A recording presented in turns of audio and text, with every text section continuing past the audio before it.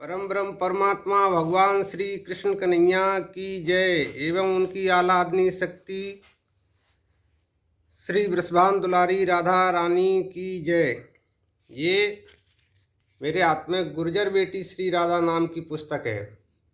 इसमें सूर्यवंश में इक्ष्वाकु से लेकर राधा रानी के भाई श्री दामा तक की वंश परंपरा है एवं राधा रानी परकर समेत गुर्जर की ही बेटी क्यों बनी, इसका विवरण है, सुनिए। सूत जी कहते हैं, हे महर्षियों, जो सृष्टि रूप मूल प्रकृति के ज्ञाता तथा इन भावात्मक पदार्थों के दृष्टा है, जिन्होंने इस लोक की रचना की है, जो लोक तत्व के ज्ञाता तथा योग वेत्ता हैं, जिन्होंने योग का आश्रय लेकर संपूर्ण चराचर जीवों की सृष्टि की है और जो समस्त भूतों तथा अखिल विश्व के स्वामी हैं, उन सच्चिदानंद परमेश्वर को मैं नमस्कार करता हूँ। फिर ब्रह्मा, महादेव, इंद्र तथा अन्य लोकपाल तथा सूर्य को एकाग्रचित से नमस्कार करके ब्रह्म स्वरूप वेद व्यास जी को प्रणाम करता हूँ। उन्हीं से इस पुराण विद्या को प्राप्त करके मैं आपके समक्ष प्रकाशित करता हूँ। पूर्व काल में ब्रह्मा जी ने महात्मा पुलस्त को इसका उपदेश दिया था। फिर पुलस्त ने इसे गंगा द्वार में भीष्म जी को सुनाया था। जो द्विज अंगों और उपनिषदों सहित चारों वेदों का ज्ञान रखता है, उसकी अपेक्षा वह अधिक विद्वान है जो केवल इसका ज्ञाता है। यह सुनकर ऋषियों ने सूत जी से पूछा, मुने, भीष्म जी के साथ पुलस्त ऋषि का समागम कैसे हुआ? सूत जी बोले, एक समय भीष्म जी के मन में सृष्टि के उत्पत्ति काल से वर्तमान जीवन तक का इतिहास जानने की इच्छा से तपस्या की। तब भगवान ब्रह्मा जी भीष्म जी के ऊपर बहुत प्रसन्न हुए। वे अपने पुत्र मुनि श्रेष्ठ पुलस्त जी से इस प्रकार बोले, बेटा, तुम कुरुवंश का भार के बहन करने वाले वीरवर देवव्रत, जिन्हें भीष्म भी कहते हैं, समीप जाओ। उनके मन में जो जो कल्पना हो उसे शीघ्र पूर्ण करो, विलंब नहीं होना चाहिए। पितामह ब्रह्मा जी का वचन सुनकर मुनि पुलस्त जी भीष्म जी के पास आकर इस प्रकार बोले, वीर, तुम्हारा कल्याण हो। तुम्हारे मन में जो इच्छा हो उसके अनुसार कोई वर मांगो। तुम्हारी तपस्या से साक्षात भगवान ब्रह्मा जी प्रसन्न हुए हैं। उन्होंने ही मुझे यहाँ भेजा है। मैं तुम्हें मनोवांछित वरदान दूंगा। पुलस्त जी का वचन मन और कान को सुख पहुंचाने वाला था। उसे सुनकर भीष्म जी ने आंखें खोल दी और देखा पुलस्त जी सामने खड़े हैं। उन्हें देखते ही भीष्म जी उनके चरणों में साष्टांग दंडवत प्रणाम किया और कहा, भगवान, यह दिन बहुत ही सुंदर है, क्योंकि आज आपके विश्व बंधु चरणों का मुझे दर्शन प्राप्त हुआ है। आज आपने दर्शन दिया और विशेषतः मुझे वरदान देने के लिए गंगा जी के तट पर पदार्पण किया। इतने से ही मुझे अपनी तपस्या का सारा फल मिल गया। यह कुश की चटाई है, इसे मैंने अपने हाथों बनाया है, अतः आप इस पर विराजमान हो। यह पलाश के दोनों में अर्घ्य प्रस्तुत किया गया है। इसमें दूध, चावल, फूल, कुश, सरसों, दही, शहद और दूध भी मिले हुए हैं। प्राचीन काल के ऋषियों ने यह अष्टांग अर्घ्य अतिथि को अर्पण करने योग्य बतलाया है। अमित तेजस्वी भीष्म के ये वचन सुनकर ब्रह्मा के पुत्र पुलस्त मुनि कुशासन पर बैठ गए। बड़ी प्रसन्नता के साथ पाद और अर्घ्य स्वीकार किया। भीष्म जी के शिष्टाचार से उन्हें बड़ा संतोष हुआ। वे प्रसन्न होकर बोले, महाभाग, तुम सत्यवादी, दानशील और सत्य प्रतिज्ञ राजा हो। तुम्हारे अंदर लज्जा, मैत्री और क्षमा आदि सद्गुण शोभा पा रहे हैं। तुम अपने पराक्रम से शत्रुओं को दमन करने में समर्थ हैं। साथ ही धर्मज्ञ, कृतज्ञ, दयालु, मधुरभाषी, सम्मान के योग्य पुरुषों को सम्मान देने वाले विद्वान हो तथा हर भक्तों पर स्नेह रखने वाले हो। वत्स, प्रणाम पूर्वक मेरी शरण आए हो, अतः मैं तुम पर बहुत प्रसन्न हूँ। तुम जो चाहो पूछो, मैं तुम्हारे प्रत्येक प्रश्न का उत्तर दूंगा।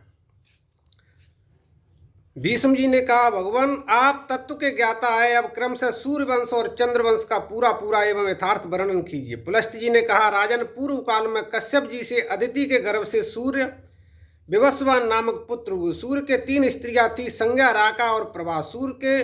सूर्य से संज्ञा के गर्भ से वैवस्वत मनु का जन्म हुआ। वैवस्वत मनु के 10 महाबली पुत्र हुए।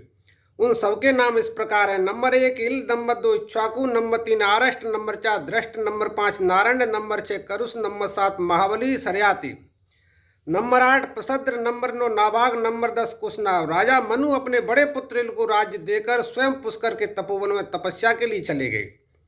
तदनंतर उनकी तपस्या को सफल करने के लिए वरदाता ब्रह्मा जी आए और बोले, मनु, तुम्हारा कल्याण हो, तुम अपनी इच्छा के अनुसार वर मांगो।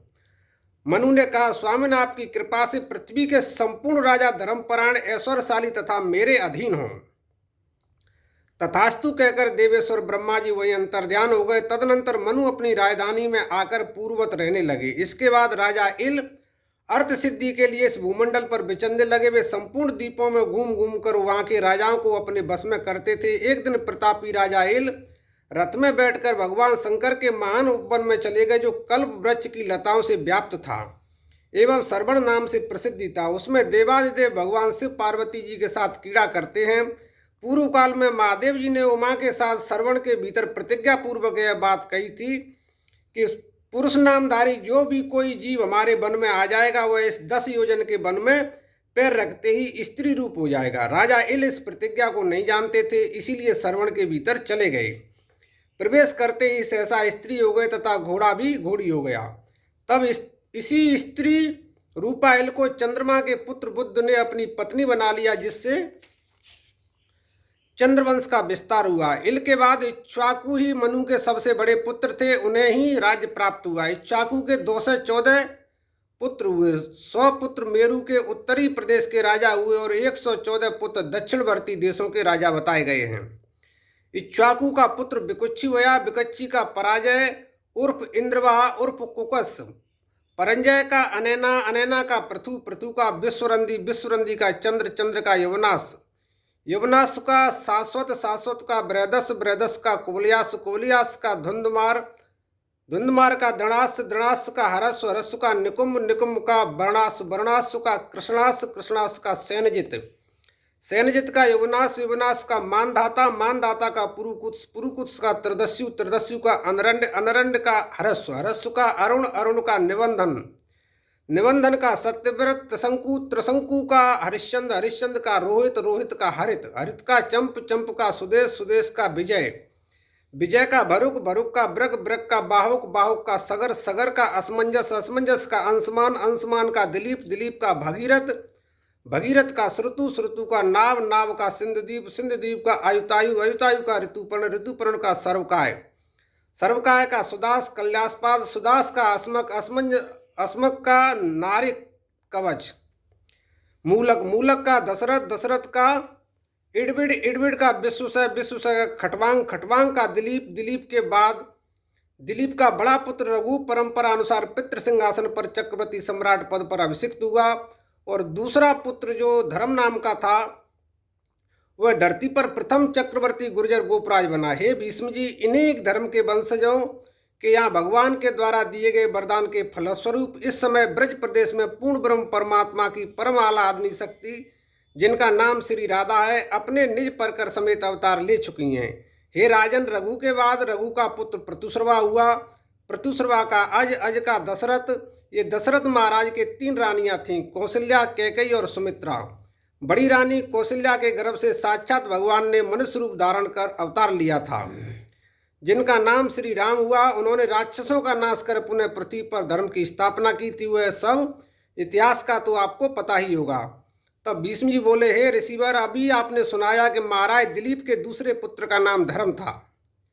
वह धरती पर प्रथम चक्रवर्ती गुर्जर गोपराज बना था। सो वह कब और कैसे बना तथा भगवान की परम आह्लादनी शक्ति को परकर समेत इन्हीं धर्म के वंशजों के यहाँ अवतार होने का वरदान कब और कैसे मिला, वह सब प्रसंग विस्तार पूर्वक कहने की कृपा कीजिए।